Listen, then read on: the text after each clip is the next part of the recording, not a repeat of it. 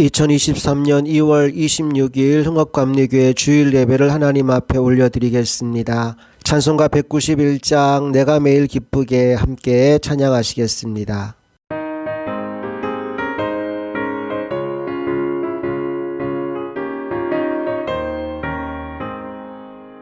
내가 매일 기쁘게 순례의 길에 남은 주의 팔에 나를 안보하며 내가 주의 큰 복을 받는 참된 비결은 주의 영이 함께함이라. 성령이 계시네 할렐루야 함께하시네. 좁은 길을 걸으며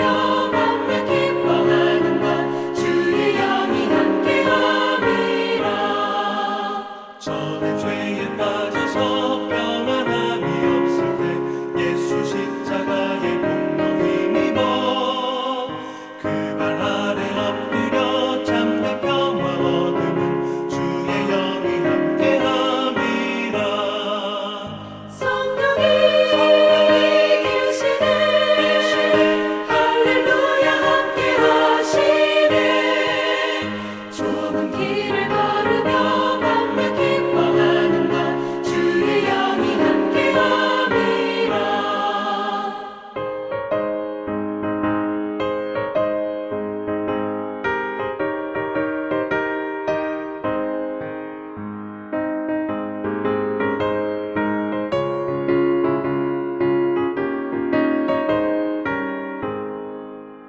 나와 동행하시고 모든 염려하시니 나는 숲의 새와 같이 기쁘다.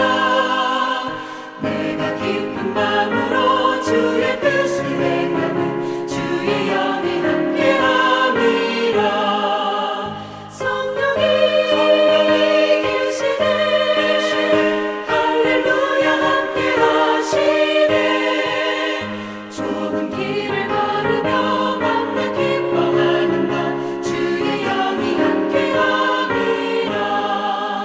세상 모든 욕망과 나의 모든 정욕은 십자가의 힘이 못을 박았네. 어두운 밤이 지나고 무거운 짐 벗으니 주의 영이 함께함이라. 성령이 계시네 할렐루야 함께하시네. 좁은 길을 걸으며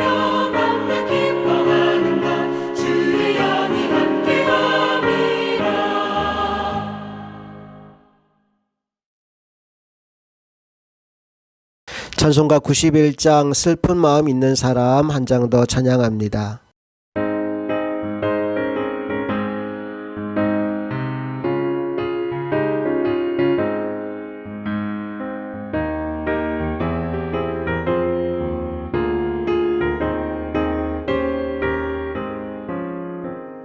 슬픈 마음 있는 사람 예수 이름 믿으면 영원토록 변함없는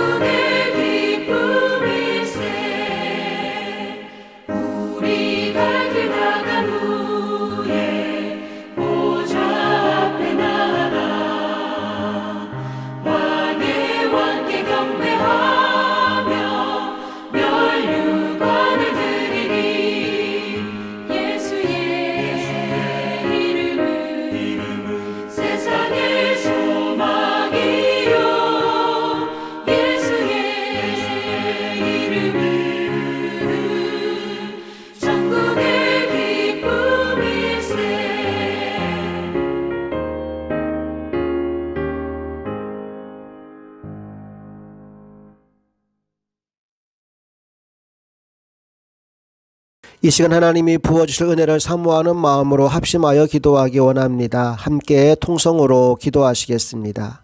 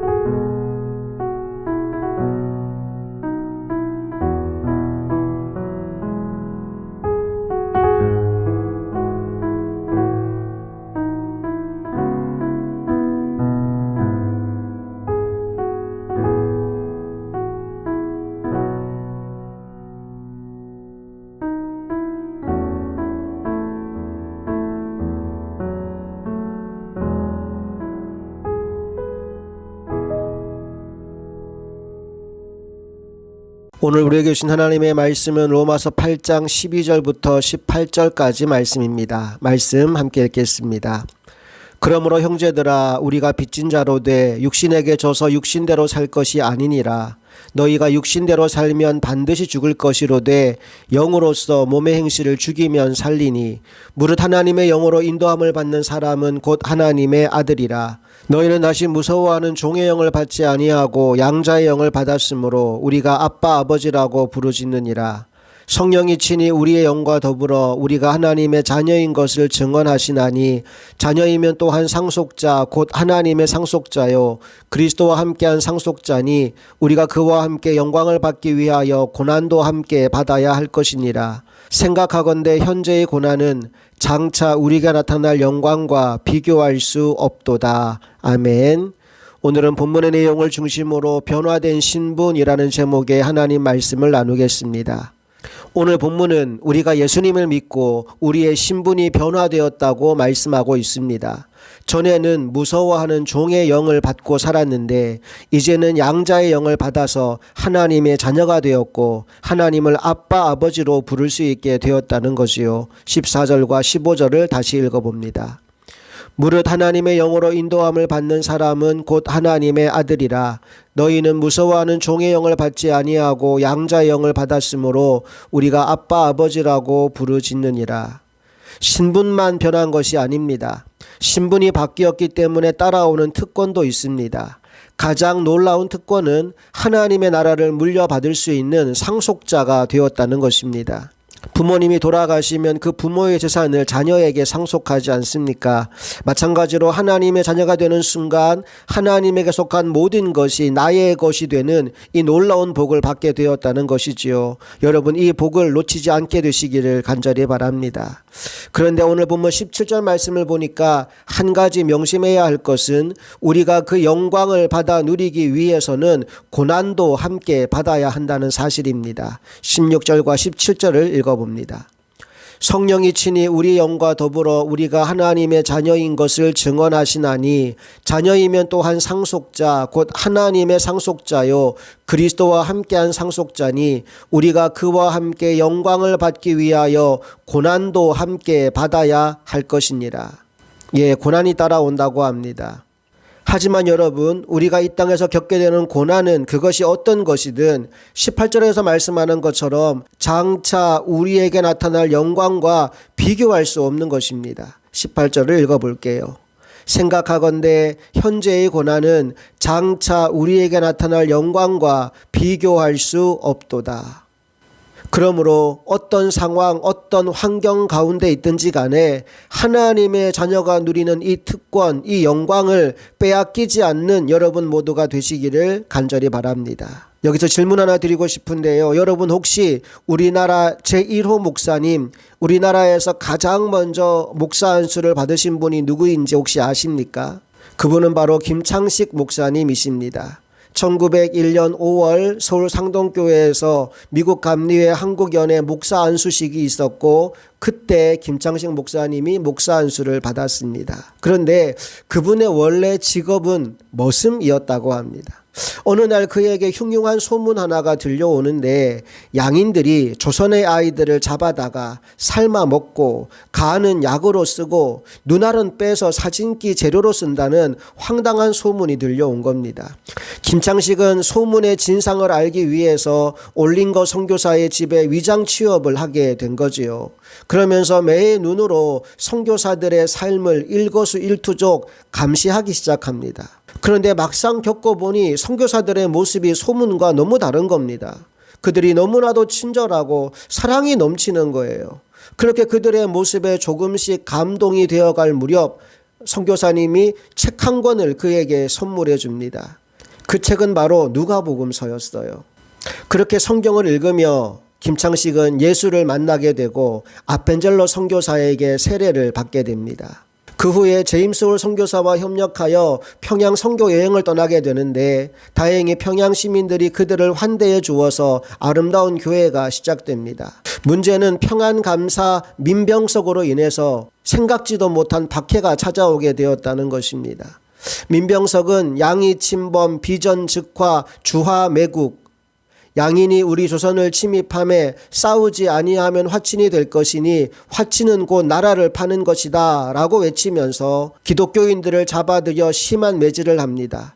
그리고 주동자격인 김창식에게는 반역죄를 적용하여 사형 선고를 내리게 되죠. 특별히 김창식을 굉장히 못살게 군 사람이 하나 있었는데 바로 평양 관아의 비장이었던 신덕균이라는 사람입니다. 그는 김창식에게 배교를 회유했으나 그가 그 요구를 거절하자 아예 도끼를 품고 김창식을 고문하기 시작합니다. 오늘 보면 17절 말씀에 자녀이면 또한 상속자 곧 하나님의 상속자요 그리스도와 함께한 상속자니 우리가 그와 함께 영광을 받기 위하여 고난도 함께 받아야 할 것이니라 말씀했지 않습니까? 바로 그 고난이 김창식에게 임하게 된 것입니다. 이제 김창식은 심한 매를 맞고 사형수 감방에 갇혀 있습니다. 그때 제임스 홀 선교사 부부는 김창식을 살려내기 위해서 열심으로 기도하고 또 백방으로 노력했습니다. 그 결과 김창식을 풀어주라는 오명이 떨어지고 김창식은 관아에서 풀려나게 됩니다. 하지만 신덕균이 그를 순순히 보내주지 않습니다. 불량배들을 동원하여 그의 등 뒤에서 돌멩이를 투척하도록 시킨 것이지요. 그래서 거의 숨이 끊어질 것 같은 그런 김창식을 거적대기에 싸가지고 내다 버린 겁니다. 그 모습을 보면서 홀 박사가 그렇게 표현한 거예요. 이건 마치 바울이 안디옥에서 고난받아 매를 맞아서 죽어가면서 시체로 버려졌던 똑같이 김창식이 그 일을 했다. 그래서 그때부터 이제 선교사님들이 폴 오브 조선의 바울이라는 그런 표현을 쓴 거죠. 이렇게 김창식이 얻게 된 새로운 이름이 조선의 바울입니다. 그리고 1901년 5월 상동교회에서 미국 감리회 한국연회 목사 안수식이 열렸고 그때 한국인 최초로 김창식이 목사 안수를 받게 되지요. 그리고 고향 땅인 황해도 수안에서 첫 목회를 시작하게 되는데 그는 어디를 가서 누구를 만나든 열심으로 복음을 전하게 됩니다. 그리고 그 결과로 뿌려놓은 씨앗들이 열매를 맺어 아름다운 교회가 세워지게 되지요. 하지만 김창식은 거기서 만족할 수가 없었어요. 그래서 특별히 그가 집중했던 사역은 교회가 없는 마을에 들어가서 교회를 세우는 일이었습니다. 그렇게 전국 팔도를 다니며 20년 동안 사역을 했고 그가 세운 예배 공동체가 115곳 그리고 교회도 48개소를 설립하게 되었다고 합니다. 이제 목회 일선에서 벗어난 김창식 목사는 나이도 많고 눈도 많이 어두워져서 집안에만 기거를 했습니다. 그때 누가 자기를 찾아와서 인사를 합니다. 그는 다짜고짜 내가 누군지 알아보겠느냐고 이야기를 하지요. 그리고는 자신의 얼굴을 자세히 들여다보라고 얘기합니다. 잘 보이지 않는 눈을 비벼가며 그를 들여다보고 김창식 목사님이 깜짝 놀랍니다. 그때 앞에 있던 사람이 예, 제가 바로 당신의 원수인 신덕균입니다 라고 이야기를 하지요. 김창식 목사님은 그 끔찍했던 고문의 기억이 떠올라서 잠시 당황하지만 결국 신덕균을 용서하고 그를 사랑으로 품어주게 됩니다. 그 결과 신덕균뿐 아니라 그 온 가족이 예수를 믿고 구원받는 놀라운 역사가 일어나게 되지요. 이렇게 마지막 숨을 거두는 그 순간까지 하나님을 기쁘시게 하는 삶을 살다가 김창식 목사님은 1929년 72세의 나이로 하나님의 부름을 받게 됩니다. 자, 이제 오늘 본문 말씀을 다시 한번 읽어봅시다. 12절 시작. 그러므로 형제들아 우리가 빚진 자로 돼 육신에게 져서 육신대로 살 것이 아니니라. 구원받은 우리에게 정말로 필요한 의식 가운데 하나가 바로 빚진 자 의식입니다. 하나님께 사랑의 빚을 졌잖아요. 생명의 빚을 졌잖아요. 그래서 죽음에서 생명으로 옮겨지게 되었잖아요. 그걸 정말 안다면 이제는 더 이상 육신에게 져서 육신대로 사는 어리석은 인생이 아니라 영으로서 몸의 행실을 죽이며 사는 사람들이 될 수 있기를 원합니다. 성경은 이런 사람들을 일컬어서 하나님의 아들이라고 부르지요. 13절 14절입니다. 너희가 육신대로 살면 반드시 죽을 것이로되 영으로서 몸의 행실을 죽이면 살리니 무릇 하나님의 영으로 인도함을 받는 사람은 곧 하나님의 아들이라. 이제 하나님의 자녀가 된 우리에게는 놀라운 특권이 주어집니다. 그게 뭡니까? 바로 하나님의 나라를 물려받는 상속자가 된 거지요. 그런데 그 영광을 누리기 위해서 무엇도 함께 받아야 한다? 예, 고난도 함께 받아야 합니다. 17절 읽어볼게요. 자녀이면 또한 상속자 곧 하나님의 상속자요 그리스도와 함께한 상속자니 우리가 그와 함께 영광을 받기 위하여 고난도 함께 받아야 할 것이니라. 김창식 목사님이 옥고를 치르며 그 고난을 견뎌냈을 때 그의 영혼이 구원받은 것으로 끝나지 않고 그를 고문했던 신덕균과 그의 가족들까지 구원에 이르게 되었다면 오늘 우리의 믿음의 여정을 통해서도 구원받는 자가 날마다 더해지는 역사가 일어나게 될 수 있기를 간절히 소망합니다. 이제 마지막 18절 읽어볼게요. 생각하건대 현재의 고난은 장차 우리에게 나타날 영광과 비교할 수 없도다. 예, 고난은 끝이 있습니다. 반드시 끝나는 날이 옵니다. 그리고 끝까지 고난을 견뎌낸 자에게는 찬란한 미래가 주어집니다. 여러분 혹시 춘향전을 아십니까? 춘향전은 춘향이와 이도령의 신분을 초월한 사랑 이야기이지요. 둘이 깊은 사랑에 빠져있던 어느 날 이도령이 과거 시험을 보기 위해 한양으로 갑니다. 그때 춘향이에게 한 가지 약속을 합니다. 내가 꼭 다시 오겠다고요. 그리고 떠나간 이도령을 춘향이는 날마다 기다리고 있습니다. 그런데 그 춘향이를 가만히 내버려 두지 않아요. 변사또가 등장하여 수청을 들라고 하면서 춘향이를 유혹하고 핍박합니다.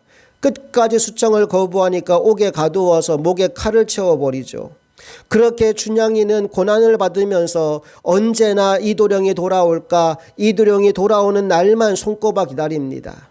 그리고 드디어 이도령은 암행어사가 되어 돌아왔고 변사또는 벌을 주고 춘향이와는 결혼하여 행복한 삶을 사는 것으로 춘향전이 마무리됩니다.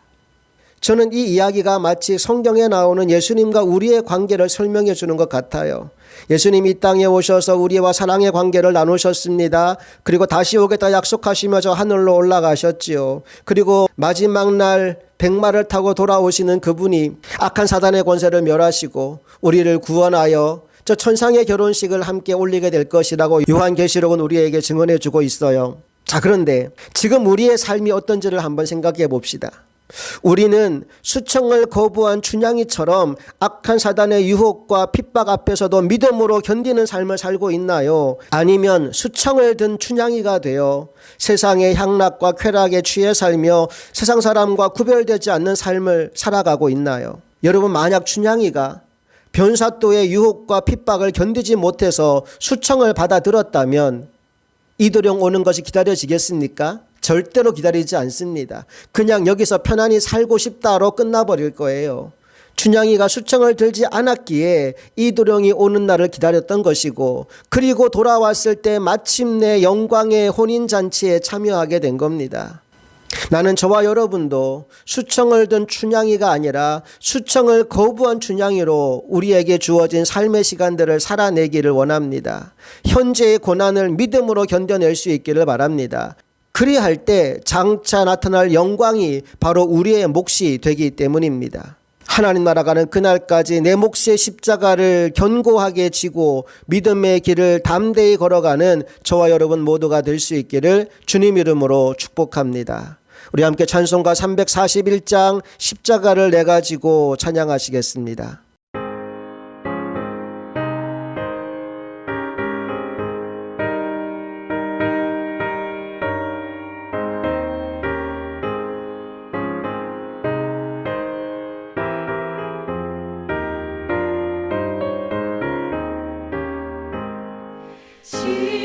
십자가를 내가 지고 주를 따라갑니다.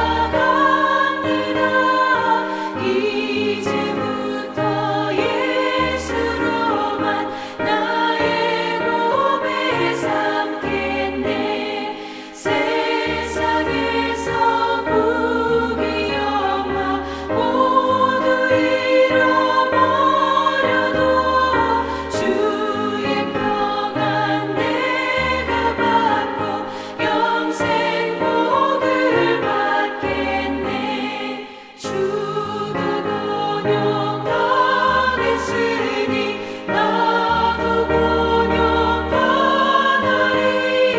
세상 사람 감사하나 예수 진실합니다.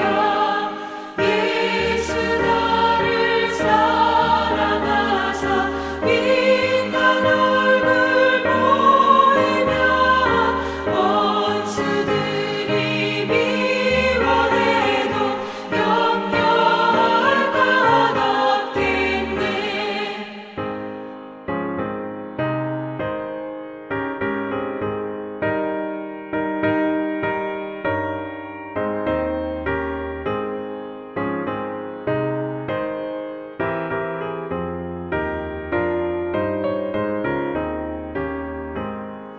내가 핍박당할 때에 주의 품에 안기고 세상 고초당할수록 많은 위로 받겠네. 주가 주신 기쁨 외에 기뻐할 건 무엇냐. 주가 나를 사랑하니 기뻐할 것뿐일세. 아멘.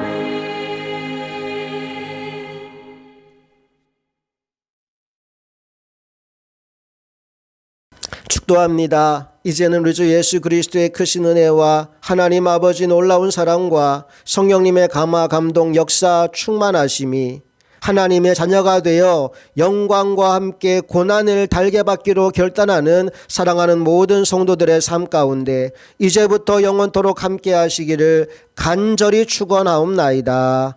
아멘.